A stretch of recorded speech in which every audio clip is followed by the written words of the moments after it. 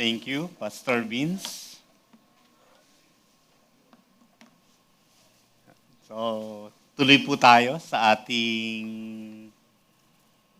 relationship talk naman. Okay lang po yan sa mga kumakain. I-diretso nyo lang po. Huwag po kayong mahiya. I-enjoy nyo lang po yung pagkain nyo. Katulad nung pag-i-enjoy po natin sa ating mga topics, no? From business talk to relationship talk. So, okay na po ba? Nabusog na po or naging mas malinaw na yung isipan? Kasi parang ang lalim nung dinidiscuss ni Boss K kanina, yung vision, no? Na parang ano ba yung gusto kong makita sa aking business? Ano ba yung gusto kong makita na narating ng aking business? Parang ang lalim no? Parang gusto yata tayong lunurin ni Boss K kanina doon sa kanyang dinidiscuss. Pero napakaganda po nun na yung kanina, yung topic kanina na sa lahat po ng ating ginagawa, kailangan meron tayong vision. Ano ba yung gusto natin na marating? Parang yung finished product ng ating ginagawa. No? Parang nag-construct ka ng bahay mo, meron nang ipinahiwatig sa'yo, meron nang ipinakita na magiging katapusan, yung finished product ng bahay mo na meron kang balkon, meron kang azotea, meron kang parking space sa rooftop, mga ganun. No? Meron kang helipad. So, ganun din po sa business. No? Parang nakikita mo na yung end product. No? Ganon. So, sa ating relationship talk naman, pagpapatuloy ng ating blueprint ng marriage, ang pamagat naman po ng ating topic ngayon is When Love Lacks Purpose.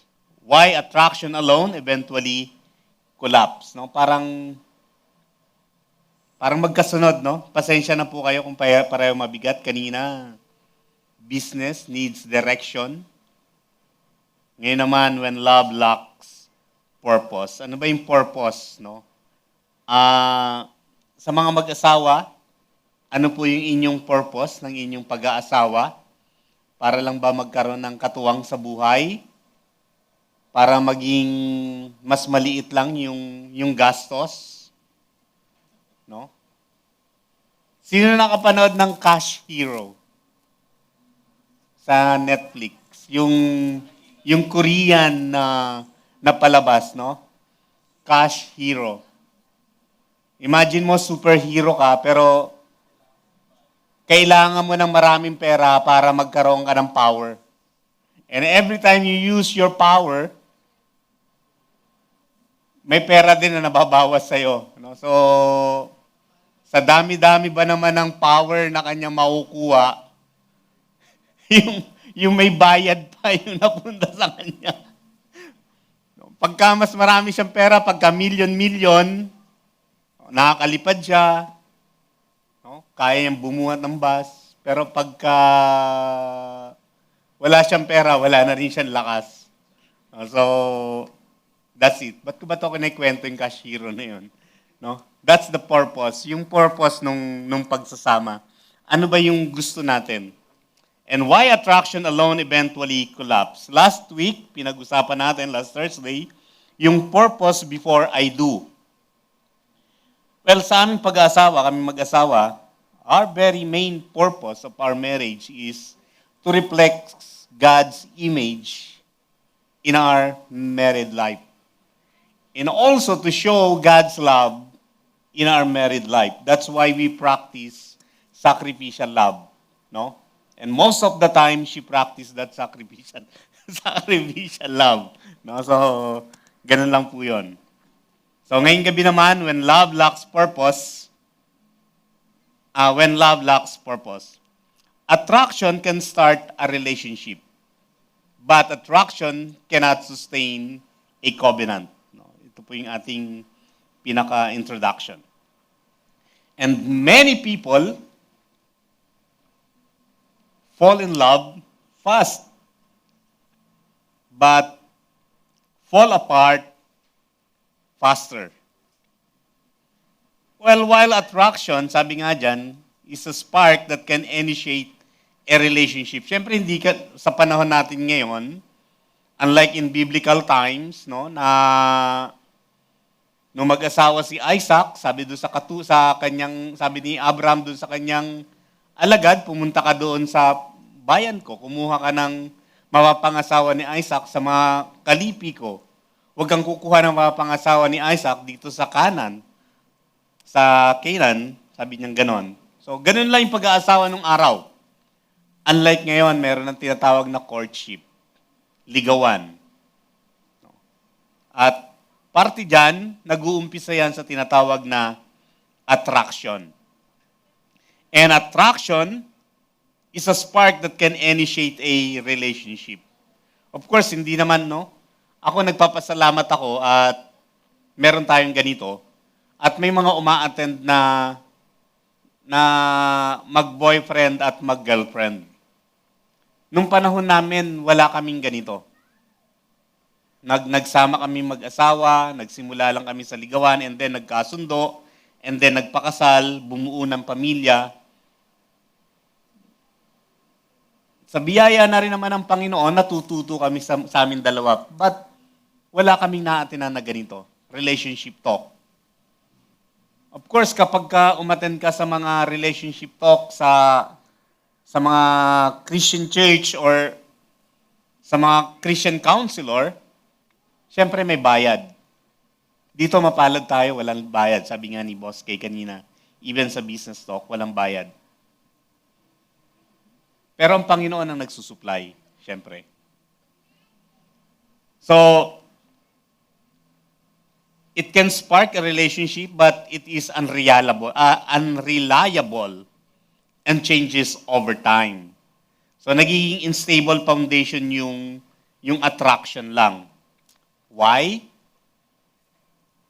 Because they love the feeling, but ignore the function. Gusto lang nila yung damdamin kung ano yung nararamdaman nila. Gusto lang nilang masaya, no? Gusto lang natin linawin, hindi lahat ng masaya ay tama. Okay po ba yon? Hindi po lahat ng masaya ay tama. No? Mali po yung sinasabi ng mga parents minsan na, sige anak, kung saan ka masaya, suportahan kita. No, mali po yon. Hindi po lahat ng masaya tama. Ganyan po yung damdamin.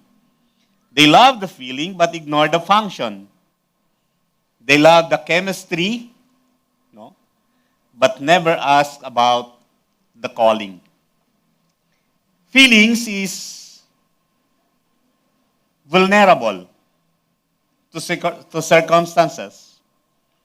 Attraction can be shaken by external factors like illness, stress, or even forbidden temptation. No? Yung attraction mo minsan, napapalitan to. Maaring crush mo yung tao na yon dahil gwapo or maganda, pero pag ngiti, may tinga. No? So, nato-turn off ka. Or, binisita mo siya minsan, na hindi ka nagsabi, binisita mo ng umaga, at nakita mo na hindi ganon yung image na ina-expect mo. So, if you rely on feelings alone, it misalign the purpose. Nami-misalign. Yes, chemistry can exist between two people who are moving in complete different spiritual or life direction. Nami-misalign kasi hindi niya nakikita yung covenant. Hindi mas nabibigyan ng pansin yung covenant. Covenant requires a spiritual agreement and shared vision which attraction alone does not provide. Here's the truth. Love without purpose will always collapse under pressure. So kapag marami ngayon yung mga sa survey, marami yung mga naghihiwalay na couple, isa yung tinuturing na dahilan. Number one is trust. Nasisira daw yung trust. Totoo, in the human standard, in the worldly standard, kapag nawala yung trust, mahirap na makipag-business. Mahirap na makipag-transact. Mahirap na magtiwala uli. But you know, in God's kingdom, even trust, no? Kapag nasira yon, in God's kingdom, binibigyan tayo ng oportunidad at inire-redeem tayo ng ating hari, ng ating king. So that tayo din, na hindi na pagkakatiwalaan dati, binibigyan tayo ng opportunity para mapagkatiwalaan muli. It's not second chance, it's not third chance, but once in a lifetime chance. No? Hindi lang isang beses, dalawang beses, kundi tinuturuan tayo para tayo mapagkatiwalaan, matrain tayo mapagkatiwalaan. So love without purpose will always collapse under pressure. Relationship without purpose is often described as a house without foundation. So, sa ating relasyon na pinapasok, tingnan natin, ano ba yung layunin nito? At ano ba yung pundasyon nito? Dahil dinidescribe daw nito na kapag wala tayong purpose sa ating buhay, may relasyon, itinuturing ito na bahay na walang pundasyon. Kapag ka nagiging mahirap na yung buhay, when life becomes difficult, love that lacks purpose often suffocates. Di ba? Parang hindi na makahinga, parang, sabi nga natin, sino na ba nagli-lead? Sino ba na may nagpapasakop? No? Yung inaabangan talaga ni attorney, yung topic na yun, yung pagpapasakop. Anyway, darating po tayo sa attorney, sasabihin ko sa iyo. So that hindi po kayo nasusuffocate. So love alone is not enough. No? Yung worldly love. Kahit yung mga expert sa relationships, sinasabi nila na worldly love does not automatically solve issues like poor communication, selfishness, or incompatible life goals. Kaya yung iba sinasabi, pag-ibig lang, hindi kayo mabubuhay ng pag-ibig lang. Hindi kayo mabubuhay. Pero sabi ng Papuri Singers, no, yung agape love, pag-ibig ang susi ng lahat. The agape love. So our core statement, love was never designed to be emotion first. Love was designed to be purpose-driven. So, bilang mag-asawa, bilang papasok sa pag-aasawa, bilang mga may asawa, dapat ang inyong buhay mag-asawa ay purpose-driven. Intentional. Sa pagtuturo sa mga anak, sa pagtitraining sa mga anak, dapat intentional. Ang problema ng lipunan ngayon ay dahil sa misalign na parental guidance. Tingin na mag-asawa, ang kanilang mundo ay ang kanilang anak. They don't train their children. Sabi nga ng mga businessman, kung ikaw ay parent na businessman, turuan mo yung anak mo na matuto na mag-business. At the early age, sabi dyan, at 5, turuan mo magtrabaho yung mga anak nyo. magligpit ng hinigaan, maghugas ng plato, magwalis, no? And then bayaran nyo sila. For example, 50 pesos a week. No? Hindi ito panunuhol para magtrabaho sa gawaing bahay. Kundi tinuturuan nyo sila ng kung papaano ba mabuhay. Kumikita. 50 pesos a week. And then, sa 50 na yan, 50 pesos na yan, turuan nyo sila na ilagay yan sa 3 jar. The first jar, ilagay doon yung 10 pesos. Ito ay for giving. So, every month, yung jar na yon, tuturuan nyo sila na ibigay yon. Halimbawa, makita niya yung person na nangangailangan, turuan nyo yung anak nyo na magbigay. And then, yung another jar is 20 pesos. Para yon sa panggastos niya sa sarili niya. Huwag nyo silang pakialaman. Huwag nyo silang husgahan kung ano yung bibilhin nila. Hayaan nyo silang enjoy yon kasi pinagtrabahuan nila yon. And then, the third jar, 20 pesos din, but it is for investment. Halimbawa, pag nag-ipon siya, yung 20 pesos na yon, every after month, bibigyan nyo sila naman ng 2 pesos or 20 pesos karagdagan doon sa iniipon nila.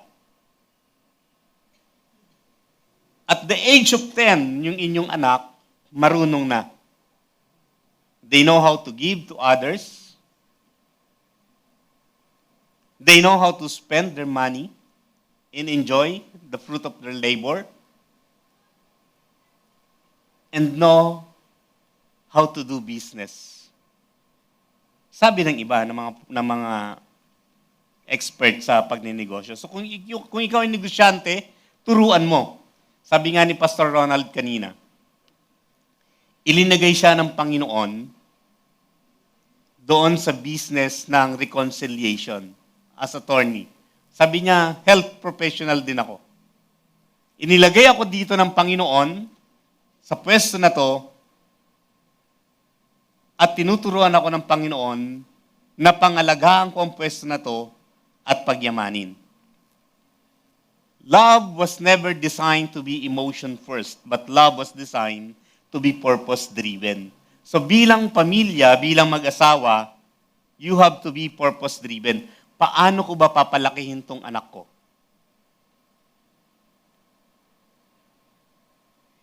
So kung businessman ka, gusto mo siya makita nagbi-business din, nire-reflect mong buhay, turuan mo rin mag-business. No? When purpose is missing, ito po nangyayari. Confusion increases, conflict multiplies, commitment weakens, love becomes fragile. Kapag yung purpose nawawala. No? Konting kembot lang ni spouse, wala na. May conflict na. Nawawala na yung commitment. So when the sense of purpose is missing, you often experience a feeling of adrift or rattleness. No, parang wala nang nagtitimon. Alam nyo ba yung history ng mga pawn shop? During the 1800s, yung pawn shop, itinayo yan ng mga Christian worker sa mga farmer para magbigay sa kanila ng puhunan. Maganda yung istorya niya ng pawn shop na yan. So halimbawa, ikaw farmer ka, wala ka ng puhunan, magtatanim ka, wala kang pambili ng binhi, pwede mong isanla yung piko, yung pala, yung karet, isasanla mo yun, pero gagamitin mo din yon. At pagka nakapag-ani ka, babayaran mo ngayon yon. Of course, may minimal na tubo yon para matulungan. But as time goes by, sinamantala ito ng ibang negosyante. That's why yung pawn shop ngayon, iba na yung kanilang layunin. Hindi ka na matulungan, kundi makuha na yung pinaka-valuable items mo. So that's a drip, no? Hindi na sila aligned doon sa kanilang purpose, kundi nag-drip na sila, naging mas makasarili na yung purpose. You know, married life, when purpose is missing, you experience a drift. Nag-iiba yung landas. Nagiging aimless. And then it affects your mental health, your daily function, and overall life satisfaction. Kapag ka naapektuhan na ito, sorry to say, hinahanap mo na yan, yung satisfaction, yung iyong value sa iba. Hindi mo na ito hinahanap pa o hindi mo na ito hinihingi o hinahanap, sa iyong spouse. Hinahanap mo na yon sa iba. So napaka-importante ng purpose sa buhay mag-asawa. Just like vision in the business, kung paano mo tinitingnan yung business mo, ganon din yung purpose bilang buhay mag-asawa in a married life. So point number 1, attraction is powerful but temporary. Tandaan po natin yan. Attraction is powerful but temporary. So don't rely on attraction alone. Yes, attraction is real. Attraction is strong. Attraction is God design. Tandaan natin yan. No? Ibinigay yan sa atin din ng Diyos. To appreciate, to value, no? Yung inyong parehong pole, yung polarity. No? Ginamit ni Pastor Vincent na illustration yung magnet, maganda po yan. Kaya lang, pagka nawala na doon sa magnet, nawawala na rin yung magnetic niya. That is attraction. But attraction is not permanent. Alam nyo ba sa buhay mag-asawa, yung attraction, yung inyong dalawa, no? Yung inyong pagkakagustuhan dalawa, yung tinatawag na honeymoon stages, it only lasts for 1.5 to 3 years according to study. Pero pagka maagang nagkaanak at nadadagdagan na yung responsibility, the attraction collapses as early as 1 year only. Pero kapag ka na-enjoy nyo pa, it only lasts between 1.5 to 3 years. Sabi sa Proverbs 31:30, maganda to. Charm is deceptive and beauty is fleeting, no? Panandalian. But a woman who fears the Lord is to be praised. No? Yung aming kagandahang lalaki, no? Kumukupas po yan. Ganon din yung inyong kagandahang babae. Kumukupas yan. Charm is deceptive and beauty is fleeting, but a woman who fears the Lord is to be praised. So, attraction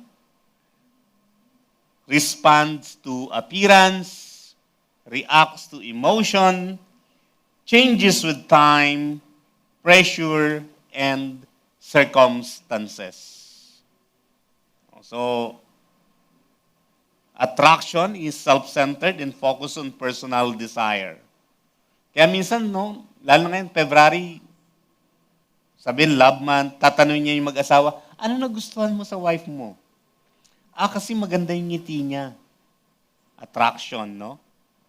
Papaano kung wala na siyang ngipin? Di ba? Maganda kasi yung mata niya. Nasiko sa basketball, katulad kay Boss K, natamaan ng siko. Buti lang dito, no? Nakakaano yun, yung Sunday. Hinahabol mo yung oras, 5 minutes. And then, biglang nangyari yung disgrasya. Wala, natigil ng laro. Tabla ang laban. Kuha na lahat ng tuwalya.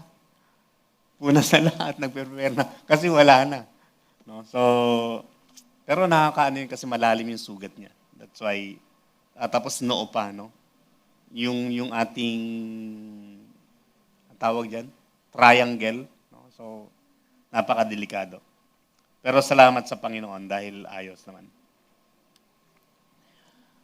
Attraction, or if attraction is the foundation, then pressure becomes the enemy. So, sa mga buhay mag-asawa, nararanasan na to. Yung pressure. No? Alam niyo yung minsan na pinadadaan tayo ng Panginoon sa pagsubok, no? Minsan nandun tayo sa pinaka-bottom. At minsan parang nananadya yung panahon, yung pagkakataon.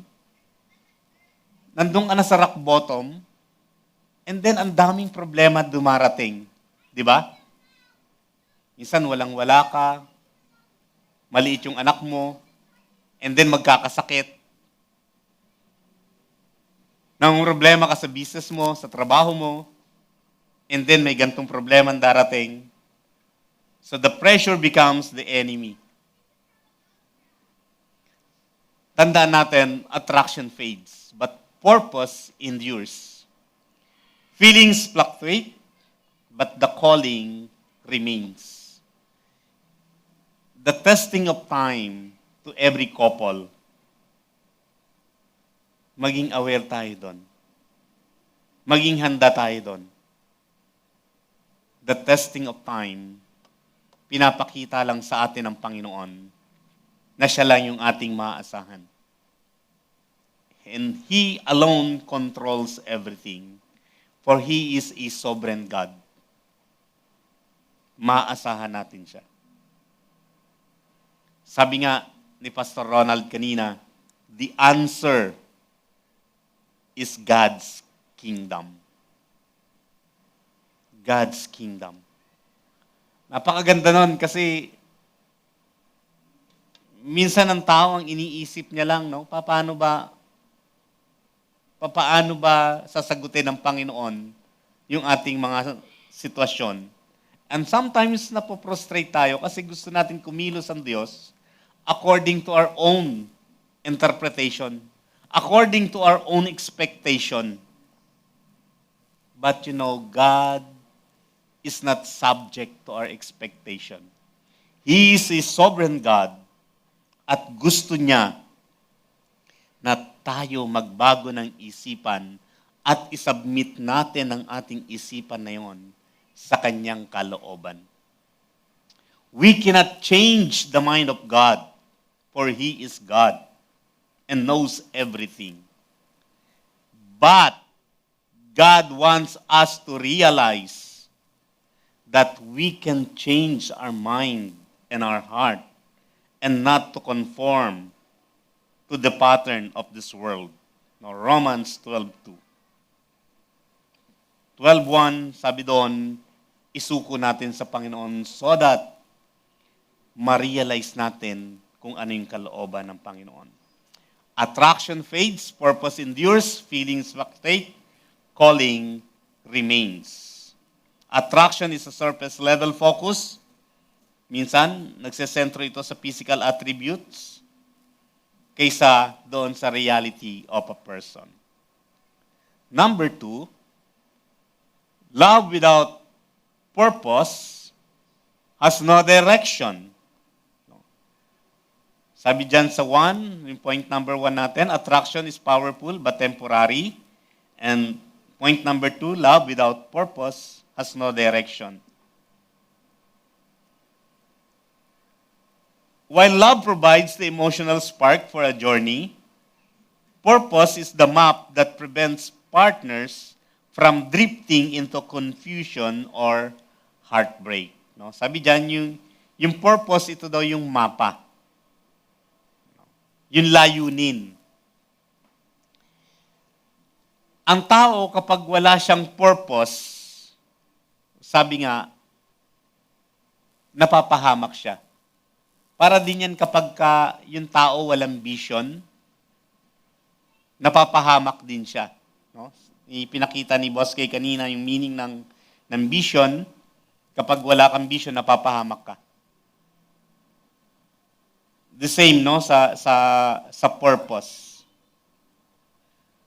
Yung purpose, ito yung nagtatanong sa'yo nag-guide sa'yo ng direction kung saan ka papunta. Yung destination ninyo. So, pinipigilan nito, na-avoid nito na mag-drift yung spouse or magkaroon ng heartbreak. Sa Amos chapter 3 verse 3, sabi diyan, "Can two walk together unless they are agreed?" Parang yung ibinibigay dito ng Panginoon kay Amos na parang inaano niya sa mga Israelita. Ganun din diniscuss din to ni Haring Solomon, no, sa Proverbs, na yung mas mabuti yung dalawa kaysa sa isa dahil nagtutulungan. Dito, can two walk together unless they agreed? Maglalakad ba ng sabay yung dalawa kung wala silang agreement? Agreement is not about preference. Agreement is about direction. Kung ano yung pinagkasunduan nila yung direction. Ganon din naman sa buhay mag-asawa, spouse, in your relationship. Pwede ba kayong magsama nang wala kayong pinagkasunduan? Pwede ba kayong magsama na hindi muna kayo nag-usap kung ano yung gusto nyo mangyari sa inyong buhay mag-asawa? Kung ilan yung anak ninyo? Kaya, kayong mga Kristiyano, no? Mag-anak po kayo. Para sabi nga ni Pastor Ronald, dumami yung anak ng Diyos. Huwag nating hayaan na dumami yung anak ng kaaway. Bagkos, tayong mga Kristiyano, dapat ang dumami. Nang sa ganun dumami yung anak ng Diyos. So ask this hard question, sabi dyan. Where are we going? What are we building? What values govern this relationship? What role does God play in our decision? Ang Diyos ba yung role ba ng Diyos ay kapag kami problema lang, saka siya papasok? Or kahit wala tayong problema, nandyan pa rin siya? No? Ang Diyos ba ay papasok lang sa eksena kapag hindi na natin kaya? Or sabihin natin, Lord, relax. Just wait and see. Ako nang bahala dito, Lord. Ganun ba? Or, Lord, patuloy po kami nagpapasakop sa inyo. Parang naalala ko tuloy yung kanta ng Papuri Singers. Tila kay daling pasalamatan ng Diyos kapag maayos ang buhay. Pero kapag oras ng kaguluhan, tila ba kay hirap niyang pasalamatan. No? Parang napoprostrate tayo. So, ask this hard question. Where are we going? What are we building? What values govern this relationship? What role does God play in our decision? Two people can love each other deeply and still destroy each other slowly because they are walking in opposite direction. Parang ganito yan. Sa isang bangka, may dalawang taong nakasakay. Nagsasagwan sila, but opposite. No? Yung isa, forward, yung isa, backward. No? Magkatalikod siguro silang magsagwan. So walang pupuntahan, paikot-ikot lang. So effort without alignment is wasted energy. Tandaan po natin yan. Ang galing, no? In business, tsaka relationship. Sa business, kahit mag-effort ka na mag-effort, no? Kapag walang alignment, wasted energy. Nagtinda ka ng taho sa umaga, nagtinda ka ng fishball sa hapon, nagtinda ka ng balot sa gabi, pero bakit ganon? Kapos pa rin. Yung isa naman, nagtitinda lang siya ng fishball, no? Umaga hanggang hapon, pero okay naman. Kasi, yung alignment niya.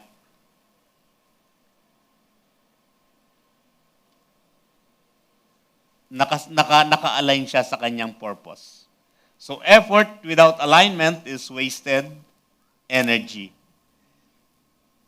Maaring they are both sincere, both are working hard, but the both goes nowhere. Katulad nung dalawang tao na yan, na nagsasagwan sila opposite with each other.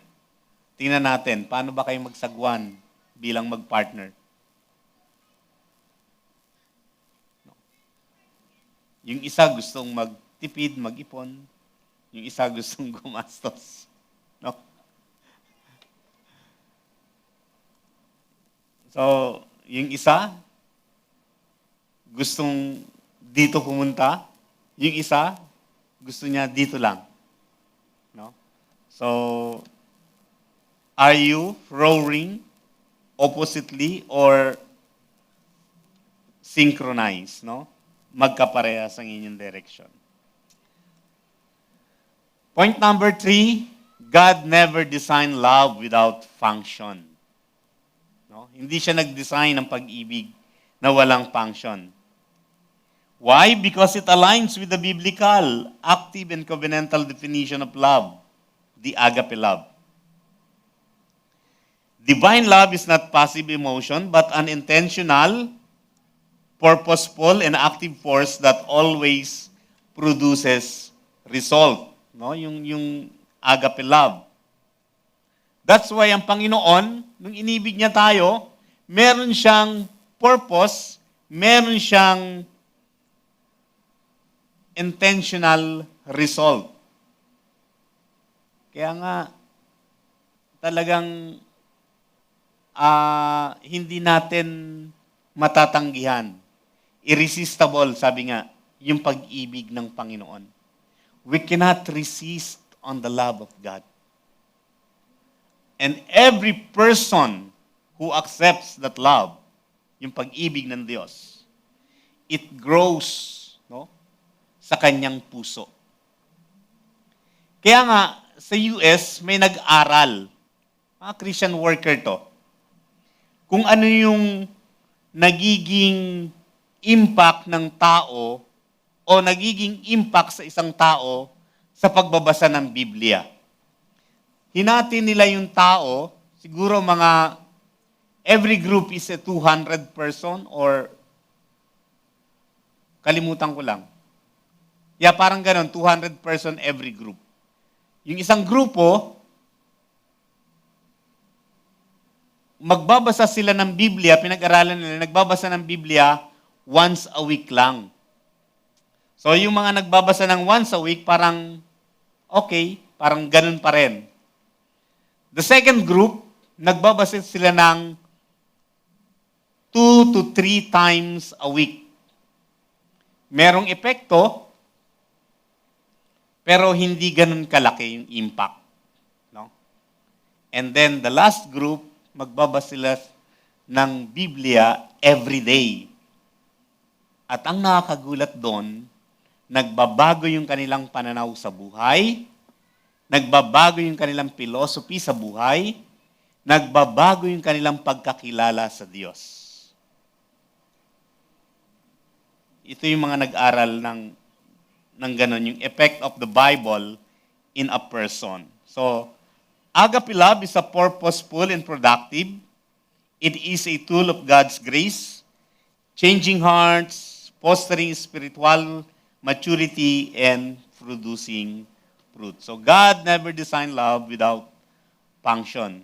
In marriage, your love for each other must be purposeful and productive. Yung inyong pagmamahalan. Genesis 2:18, sabi dyan, yung ating lagi natin itong nababasang verse na to. It is not good for the man to be alone. I will make a helper suitable for him. Sorry. God did not say, sabi dyan, I will make someone to entertain him. I will make someone to validate him. I will make someone to make him happy. Girls, women, God did not create you to entertain man. God did not create you to validate man. God did not create you to make him happy. God said, I will make a helper suitable for him. No. That word implies function, assignment, responsibility, and partnership. So, marriage is not entertainment. Well, bagamat kami, minsan mag-asawa, inaasar ko siya. Lalo na kung nasa sakyan kami. No? Sasabihin niya, ba't ka ganito mag-drive? Sasabihin ko, ganito talaga mag-drive. Sabi niya, dapat ka, hindi, huwag ka marunong sa akin. Pasahero ka lang, no? Hanggang iinit na yung ulo niya. Pag umiinit na yung ulo niya, nagagalit na siya, and then, tatawanan ko na siya ng tatawanan. Habang tinatawanan ko siya, galit siya. Pag galit na siya, hindi na siya makatulog. So may kausap na ako sa sasakyan. Pareho na kaming gising, no? Kasi pag hindi ko siya inaway, hindi ko siya inasar, matutulog lang siya. Ginagawa niya lang pahingahan sa sasakyan. So, marriage is not entertainment. Marriage is government. Love was never designed to be only romantic. Love was designed to be productive. Hindi sinasabi dito na walang romance, ha? It was not designed to be only romantic, no? Hindi puro romantic lang, hindi puro romance lang, no?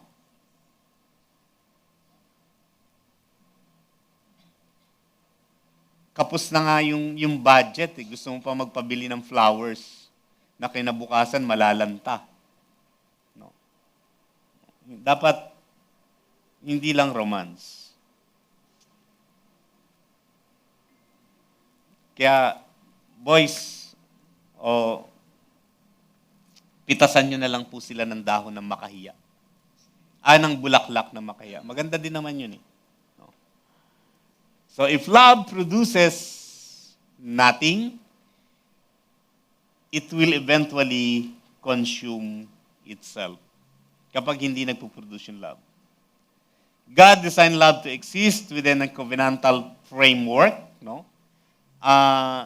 Yung sa ating sumpaan, built for relationship, connecting people to Himself and each other through commitments such as in marriage. So, dinesign ng Panginoon yung pag-ibig within the covenantal framework. And point number 4. Malapit na tayo matapos. Huwag po kayo mag-alala. Enjoy pa ba so far? Okay pa po ba? Okay pa po ba kayo? O lalo po kayo nahihilo? Nalulunod na tayo kanina doon sa vision. Ngayon, purpose naman. Ano ba naman pinagsasabi ng mga speaker ngayong gabi? Ba't ganito? Parang nakakahilo, no? So, when purpose is absent, conflict multiplies. Maganda ngayong gabi, i-recheck natin, no? Yung inyong sinumpaan sa mga mag-asawa, and then sa mga mag-boyfriend, mag-girlfriend, no? Tingnan nyo rin yan.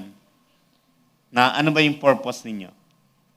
So in the absence of purpose-driven engagement, like avoiding necessary difficult conversation, it allows small issues to fester, grow, and explore into larger, more destructive conflicts over time. No? Huwag niyo sabihin na, huwag natin pag-usapan yan.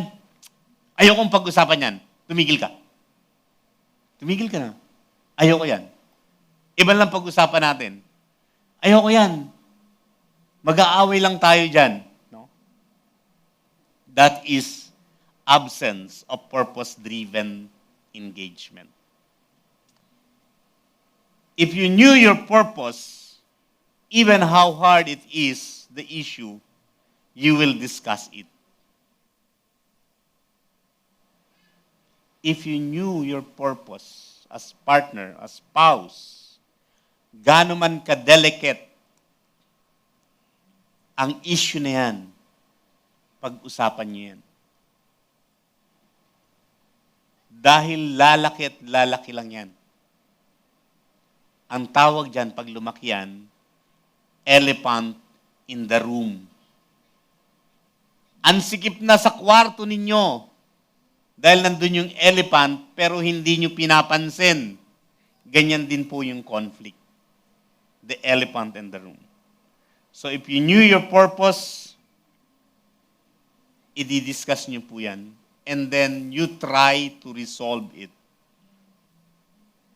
according to God's guidance.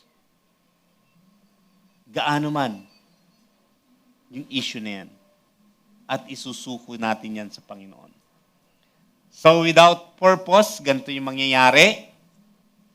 Small issues become major wars. No? Ikaw kasi ang liit-liit na issue, ginagawang major issue, pinopromote mo. Sasabihin naman sa'yo, major yung issue natin, ginagawa mong private. No? Dinemote mo naman. So, paano mo magkakasundo? So, small issues becomes major wars. Ba't nagtatalsikan yung mga laway ngayon? Emotion controls decision. Ego replaces calling. Love becomes transactional. Kapag kaganto na po ang nangyayari, pupunta rin po kayo sa pagsisihan, katulad kay Eva at Adam. Eva at Adan. Kasi itong babaeng binigay mo sa akin binigyan ako ng prutas. Kasi itong sawa na to Inakit ako So, wala nang maituro yung sawa. O gagapang na lang siya sa buong buhay niya. Without purpose, individuals may become stuck in cycles of misunderstanding and resentment. So, sana naiintindihan po natin. 1 Corinthians 13:5, sabi dyan, it does not dishonor others. It is not self-seeking. Tinatalakay po dito ni Apostle Pablo yung love. It is not easily angered. It keeps no record of wrongs.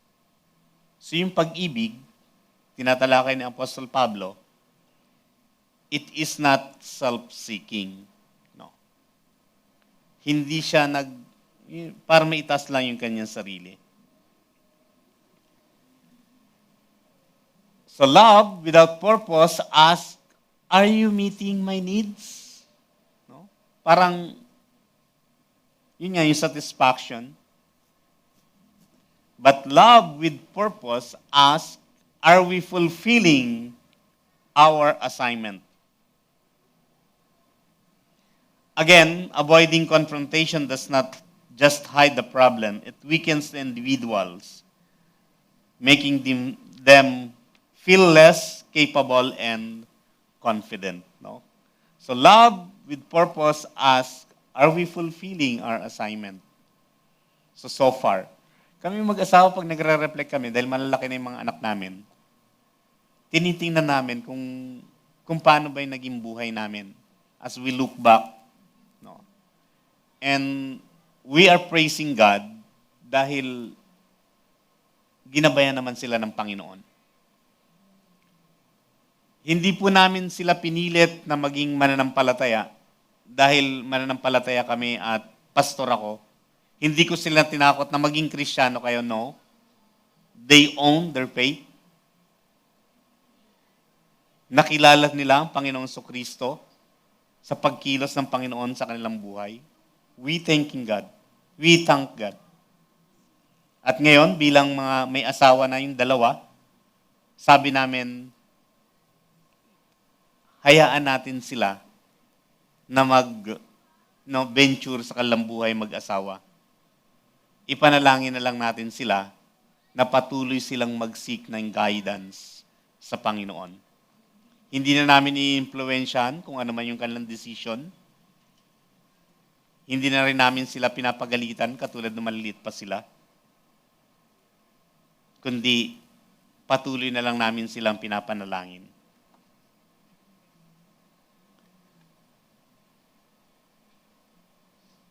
When love is about self, offenses is constant. Forgiveness is rare. Pride dominates. Sabi dyan. You know, sasabihin sa'yo ng spouse mo, dapat mo lang gawin yan dahil asawa mo ko. No, parang ganon. It's about self. But when love is about purpose, humility grows, sacrifice increases, and grace flows. No? Most relationship conflicts are not about money, time, or emotion. They are about misalignment. Nami-misalign sila. Nadiderail. Nagdidrift. So, hindi lang pera, hindi lang time, hindi lang sa emotion. Point number 5, feelings unite, purpose sustains. The purpose provides the direction, sabi nga natin kanina, resilience and motivation needed to overcome obstacles over the long term. It serves as a North Star. Anong ibig sabihin nun?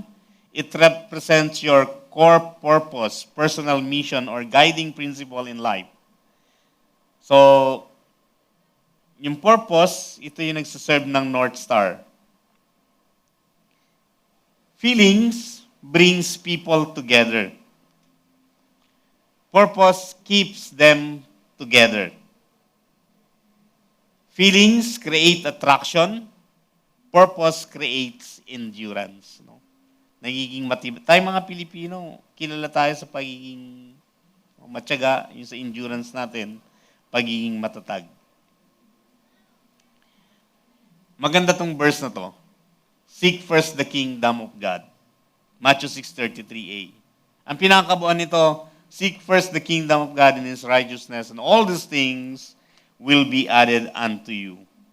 Adam did not ask for a spouse. God gave him. Even Abraham, no? From Abraham, big sabihin, exalted father, to Abraham, father of all nations, or father of many nations. No?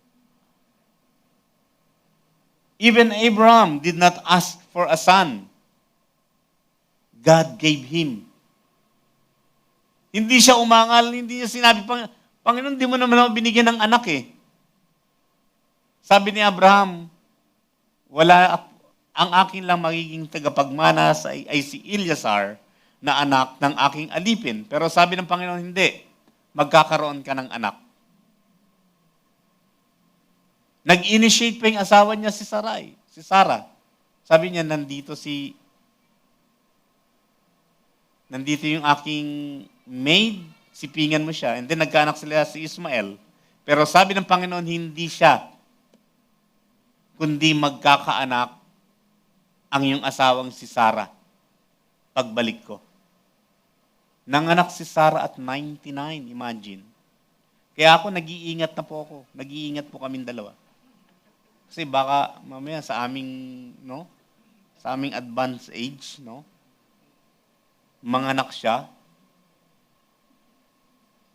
Magpi-56 na kami, no? So mga ilang taon pa, no? 2029, 59 na kami pareho. And then mabubuntis siya, no? Paano pa yan? Kaya pa ba natin yun?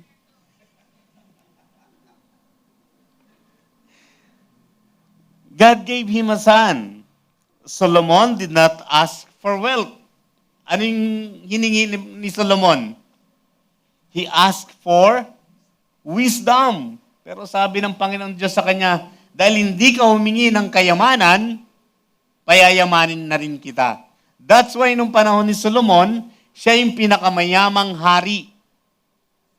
Even yung reyna, no, napakalayo, pumupunta sa Israel para lang mapakinggan si Solomon. Kamakailan, yung Australia, nagulat sila. Hindi nila ine-expect yung maraming tao na a-attend na manonood ng laban ni Alex Ayala. No, Australian Open, no? Talo si Alex Ayala. Pero nagulat sila na ganito pala. Yung sport, ganito pala si Alex Ayala. Hindi nila in-anticipate. Sabi nga, bakit hindi nyo binigyan ng malaking venue? Bakit yung maliit na venue lang? Bakit ko ito kinikwento? Maraming tao nagpunta galing sa iba't ibang bansa ng mga Pilipino para lang mapanood si Alex. The same with the people during the time of Solomon. They go to Solomon to hear him for his wisdom. Solomon did not ask for wealth. God gave him. That's why if we seek first God, if we seek Him first in our business, God knows your need. God will give it to you. Sabi nga ni Pastor Vince, if God is not, God first, then He is not. If God is not God of your life, He is not God at all to you. Hindi ibig sabihin hindi na siya Diyos, no? Kundi kapag hindi mo siya inuna, kapag hindi mo na inuuna ang Diyos, hindi mo talaga siya Diyos. Dahil kung ang Diyos ay inuuna mo, kung ang Diyos ay Diyos mo, uunahin mo talaga siya. Galing, no? Galing mo, Pastor Vince. Amen. Purihin ang Panginoon sa buhay mo. So when kingdom is first, sabi dyan, choices becomes clearer, standards rise, relationship stabilize. A relationship that cannot survive obedience to God was never built by God. Kapag ang inyong relasyon ay hindi mag-survive sa pagsunod sa Diyos, maaaring hindi yan binuo ng Diyos.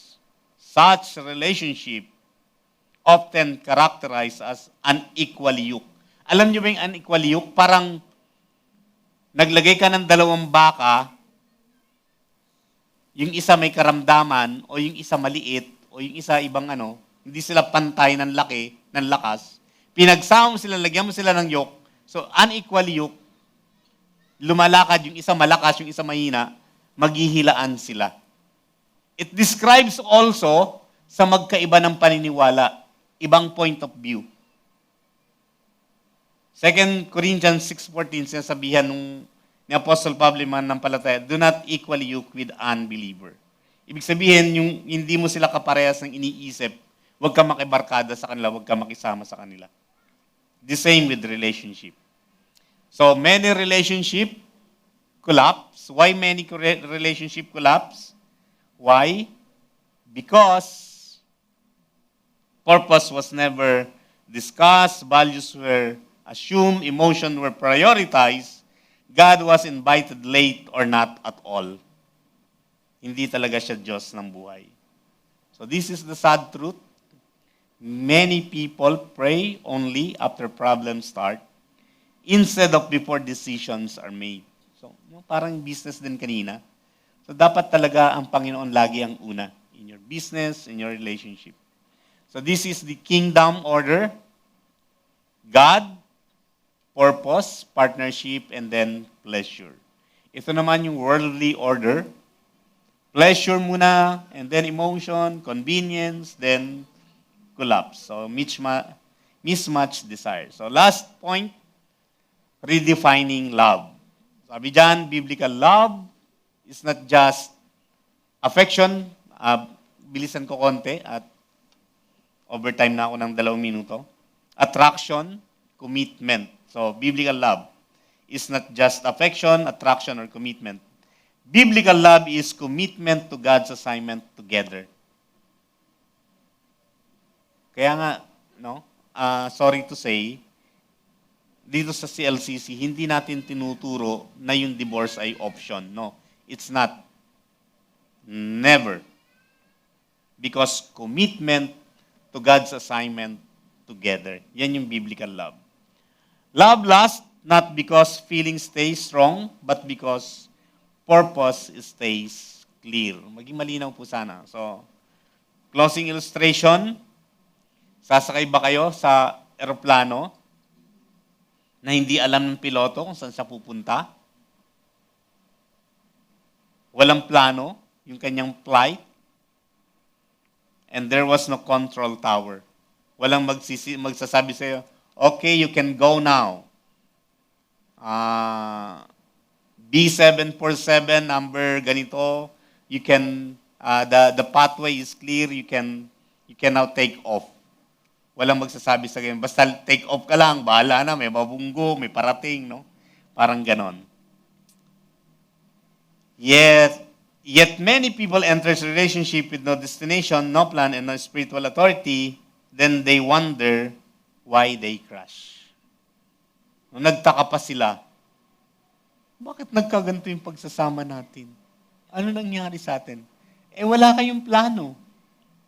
Wala kayong purpose. Wala din yung inyong spiritual authority, yung inyong pagpapasakop sa Panginoon. So magtatanong. So sana, sa bawat isa nandito ngayon, hindi po ganun yung ating isipin. Nawa, meron tayong malinaw na purpose, meron tayong destination, meron tayong maayos na direction according to God's guidance. Amen ba yun? So, let's declare this. Pinakahuli na po ito, huwag kayong mag-alala. Basahin po natin, declare po natin, sabay-sabay. 1, 2, 3, go. I refuse to build love on feelings alone. I choose purpose over passion, alignment over attraction, calling over convenience. I will not be led by emotion, but by God's will. My love will endure because my love has purpose. In Jesus' name, amen. And thank you, and God bless. I hope na natuto tayo. So, purpose remains. Pagpalain pong bawat